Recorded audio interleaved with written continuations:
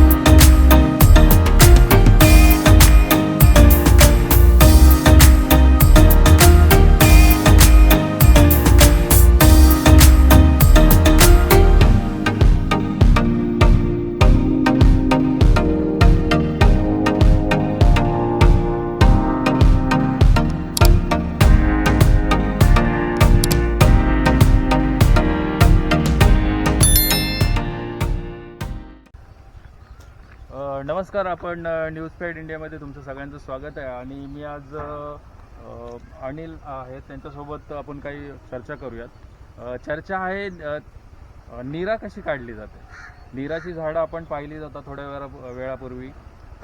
नीरा कशी काढली जाते ते सुद्धा पाहिलं. आपण पूर्णपणे ताडाची झाडं पाहिलीत आणि त्याच्यावर नीरा कशी उपलब्ध होते ते आपण आता थोड्या वेळापूर्वीच पाहिलेलं आहे. तर आपण इथे जे संस्था चालवतात, ज्या संस्थेच्या अंतर्गत हा नीरा उद्योग केला जातो आहे, त्यांच्यासोबत आपण भेटणार आहोत. तर आपल्यासोबत आहेत अनिल. आपलं पूर्ण नाव कळेल का? माझं नाव पूर्ण जलगौडा भंडारी आहे. तर माझा निकनेम अनिल आहे. नीरा म्हणजे हा एक शरीरासाठी चांगलं आहे, मूत काढण्यासाठी पण चांगलेलं आहे. नीरा ही आपल्याला शारीरिक म्हणजे शरीरासाठी खूप मदतीसाठी चांगलं आहे, आरोग्यदायक आहे. त्याच्यापासून काही धोका नाही आहे. नीरा ही आपल्याला झाडापासून एक झाड म्हणजे रात्री आम्ही 12 वाजता लावतो, सकाळी 4 वाजता काढतो. एक झाड आम्हाला मिनिमम 5 लिटर नीरा देते. ती 5 लिटर म्हणजे अशी आम्ही झाडं मिनिमम 50-60 झाडं लावतो. जशी टपरीला नीरा जाते म्हणजे एक टपरीवर 10 लिटर जाऊ दे या 5 लिटर जाऊ दे, त्याच्या व्यतिरिक्तने आम्ही झाडं लावतो. तशी सकाळी 4 वाजता काढून 5 वाजता डिलिव्हरी करतो आम्ही टपरीवर. 5 वाजता टपरीवर डिलिव्हरी केल्यानंतर जे बर्फात ठेवतो, जसं बर्फ राहील तसं नीरा राहील. जसं बर्फ संपल तसं नीरा संपल. नीराची टेस्ट वेगळी होत जाते. बरोबर. दुपारनंतर वेगळी होत जाते. म्हणजे एक टाइम लिमिट असतं, टाइम लिमिट विकणं गरजेचं. हा, विकणं गरजेचं आहे. म्हणजे सकाळी आपण 8 वाजता ओपन केलं तर संध्याकाळी 5च्या आत जे आपण बर्फात चांगलं ठेवू तेवढंच नीरा विकू शकतो. त्यानंतर 1 दिवसानंतर परत व्यतिरिक्त विकू नाही शकत. म्हणजे एक टाइम लिमिट आहे, त्याच्यामध्ये ते विकणं गरजेचं आहे. नाहीतर त्याच्यामध्ये अल्कोहोल तयार होतो. ओके. तर अशा प्रकारे तुम्ही समजू शकता की एक नीरा म्हणजे अंदाजे दुपारपर्यंत संध्याकाळपर्यंत पिणं गरजेचं आहे. नाहीतर त्याच्यापेक्षा जास्त लेट पिलं तर त्याचा काही फायदा नाही त्याचा. ओके. आणि एक झाड किती वर्षातून किती वेळा ते रस देतं असं काही आहे का? तसं नसतं. ते झाड मेंटेनन्सवर असतं. झाड साफ करणं गरजेचं आहे. महिना साफ करणं गरजेचं आहे. एक झाडापासून साफ केलं तर आज लावले तर झाड दुसऱ्या दिवशी दुसरा झाड लावायला लागतो. तोच झाड दुसऱ्या दिवशी देत नाही माल. तो साफ करून परत लावायला 1 दिवस जातो. अच्छा. हा, तो झाड साफ करून 1 दिवस जातो. 1 दिवस ह्यो झाड, 1 दिवस तो झाड. असं. हा, 1 दिवस सोडायला लागतो. काही एका ते झाड सतत वारंवार देऊ शकत नाही. त्याचे पण काही असतात गोष्टी. मग ते वर्षातून किती वेळा तुम्ही एका झाडाकडून रस म्हणजे नीरा मिळतो? आता समजून घ्या, आता 2 दिवसाचा 1 दिवस झाड घेतो म्हणजे टाइम देतो त्याला. तर त्याच्या व्यतिरिक्तने 1 महिन्यातून मिनिमम बोलत तर 15 ते 20 दिवस देतो एक झाड. एक झाड. तसे आपल्याकडे खूप झाड आहेत. म्हणजे तरी अंदाजे तुमचं आता हे ठिकाण कुठे आहे एक्झॅक्ट कळेल का? आंबिवली. आपला याला म्हणतात गोड, आपलं काहीतरी बोलतात आंबिवलीमध्ये. ओके. तर आंबिवलीमध्ये नदीच्या किनाऱ्यावरती आहे. उल्हास नदीच्या बाजूला आहे. तर याच्यामध्ये लगभग तुमच्या संस्थेचं नाव कळेल का? हरिओम नीरा उत्पादन संस्था. हरिओम नीरा उत्पादक संस्थेच्या प्रतिनिधी अनिल यांच्यासोबत आपण चर्चा केली आणि आपण व्हिडिओमध्ये पाहिलं की कशा प्रकारे नीरा काढली जाते आणि त्याबद्दल त्यांनी माहिती दिली. आणि लगभग त्यांच्या ह्या क्षेत्रामध्ये किती झाडं असतील तरी मिनिमम 1500 झाड आहेत. ओके. म्हणजे कमीत कमी 1500 झाडं आहेत आणि एक मोठे उत्पादन इथे होतं. आणि आपण पाहत असाल की पूर्ण मुंबई ते आपला नाशिक रोडवरती हरिओम संस्थेद्वारा तुम्हा सगळ्यांना नीरा मिळते. तर अशा प्रकारे तुमच्या सेवेसाठी ते नेहमी हरिओम नीरा उत्पादक केंद्र म्हणजे संस्था आहे ती सेवा करत आहे, मेहनत करत आहे. इथे 1,500 झाडांचं फार्म आहे, 1,500 झाडांची शेती आहे आणि त्यातून दिवस रात्र मेहनत करून ते एक चांगल्या प्रकारची नीरा काढत आहेत आणि आपल्यापर्यंत पोहोचवत आहेत.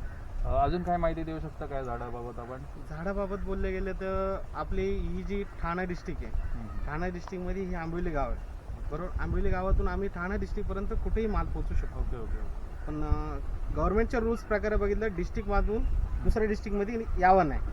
म्हणजे आपला डिस्ट्रिक्ट ठाणा आहे, दुसऱ्या डिस्ट्रिक्टचा माल ठाण्यामध्ये एंट्री नाही असं परमिशन आपल्याला दिलेलं आहे. तर मग त्याच्या व्यतिरिक्त काही जण आहेत आपल्याकडं जे धंदा अनइलिगल करणारे खूप धंदे आहेत. ओके. म्हणजे याच्यामध्ये सुद्धा अनधिकृत कामं होतात. तुम्हाला स्थानिक जे व्यापारी आहेत त्यांना त्रास होतो असं होतं. त्रास होतो. त्याच्याबद्दल थोडंफार एक विश्लेषण सांगू शकता? खरं सांगू का तुम्हाला मी? काही गोष्टी असतात ना ते सांगू शकत नाही. अशा प्रत्येक गोष्टी असतात पण अनइलिगल काम करणारे जे आहेत ना त्यांना मी एकच सांगू शकतो, क्वालिटी ठेवा. जे आहेत ते आपण जनसेवा करा. ओके आपल्याला बिझनेस नाही चालणार, जनसेवा. ओके. माणूस- लोकांना चांगलं चांगलं लोकांपर्यंत चांगलं प्रोडक्ट पण जाणार प्रोडक्ट जाणं पाहिजे. बरोबर. तेही पण आपल्याकडं एक म्हणजे एक विश्वास करून येतात का बाबा हे प्रोडक्ट मला चांगले देतात, ओके. त्यामुळं आपल्या शरीराला पण चांगलं आहे. Okay okay. पण दुसऱ्यांना ते करू नका हां असं बोलणं माझं गरजेचं हां आहे. म्हणजे थोडक्यात अनिल यांचं म्हणणं आहे की आज ते ठाणे जिल्ह्यामध्ये ही हरिओम निरा उत्पादन संस्था आहे आणि त्याच्यातून कमीत कमी 1,500 झाडं त्याच्यातून ते उत्पन्न काढतायत आणि आपल्याला मुंबई नाशिक हायवेवरती त्यांची दुकानं भेटतील. रस्त्याच्या बाजूला आपल्याला हायवेला मिळतात. मुंबई नाशिक हायवे तसेच मुंबई पनवेल हायवेत सुद्धा त्यांचे काही दुकानं आहेत. त्यांचं एकच म्हणणं आहे की ठाणा जिल्हा ते कार्यक्षेत्र त्यांचं आहे, तरीसुद्धा काही वेगळं कार्यक्षेत्र जसं का रायगड जिल्हा असेल, अलिबाग, ते सुद्धा काही व्यापारी इथे येऊन अतिक्रमण करत आहेत आणि त्यांच्यामुळे त्यांच्या व्यवसायावरती खूप मोठा परिणाम होत आहे. तेव्हा कुठे शासनाने याच्यावरती लक्ष देणं गरजेचं आहे की एक नियम बनवलेला आहे, स्वतः शासनाने नियम बनवला आहे की कार्यक्षेत्र दिलं आहे, त्याच्यामध्ये बिझनेस करणं एक गरजेचं आहे. म्हणजे ठाणे जिल्ह्यातील उत्पादन करणाऱ्यांनी ठाणे जिल्ह्यातच माल विकावा असा नियम आहे, असं अनिलकडून आम्हाला समजलेलं आहे. तेव्हा त्यांच्यातर्फे आपण एकच आव्हान करू शकतो शासनाला की तुम्ही ह्याच्यामध्ये ह्या विषयावरती लक्ष द्या आणि इथल्या स्थानिक व्यापाऱ्यांना सहकार्य करा आणि त्यांच्यावर जो होणारा अत्याचार आहे आणि अतिक्रमण त्यांच्या व्यापारावर जे होत आहे त्याच्यावरती लक्ष देणं खूप गरजेचं आहे. तर आणखीन काय बोलू शकतो आपण? नाही, आपल्या हरिओम निरा उत्पादन संस्था अशी माझी संस्था एकच नाही तर सगळेही मिनिमम सांगतो संस्थेवाले जे आहेत तेही एकत्र या आणि चांगला प्रोडक्ट द्या असं माझं म्हणणं आहे. कोणावर अतिक्रमण करणं हे म्हणजे चांगलं प्रोडक्ट म्हणजे मला समज चांगलं प्रोडक्ट म्हणजे त्याच्यामध्ये कधी भेसळ वगैरे नाही करतात का काही लोक त्यांचं काय आपण बोलू शकत नाही. तुमच्याकडे माझ्याकडे असं तुमचं म्हणणं? माझं म्हणणं आहे. पण काही अशा काही गोष्टी काही संस्था करतात असं तुमचं काही मत आहे का? तेवढं आपण तिथपर्यंत गेलोच नाही अजूनपर्यंत. ठीक आहे, चालेल.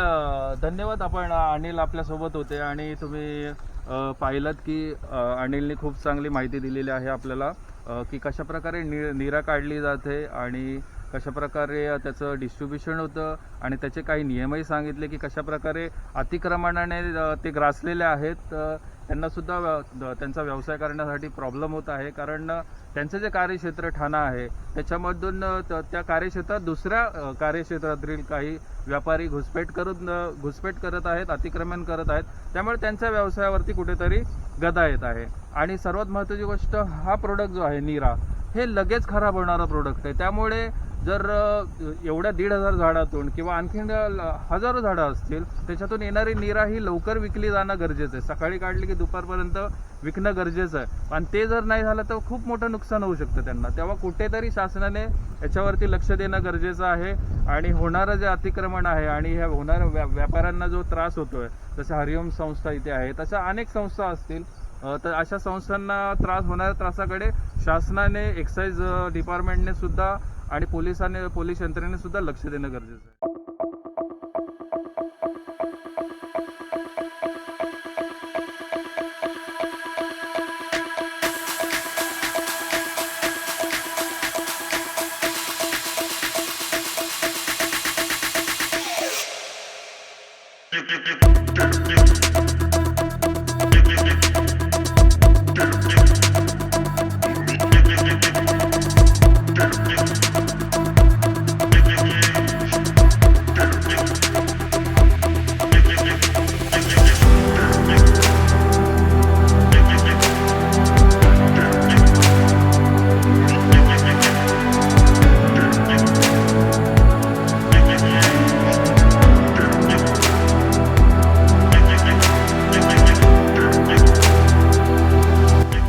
तर मित्रांनो, पुन्हा भेटूया नवीन व्हिडिओमध्ये नवीन ठिकाणी. व्हिडिओ आवडला असेल तर नक्कीच लाईक, शेअर, कमेंट करायला विसरू नका. पुन्हा भेटूयात नवीन व्हिडिओमध्ये. तोपर्यंत जय महाराष्ट्र, जय भारत.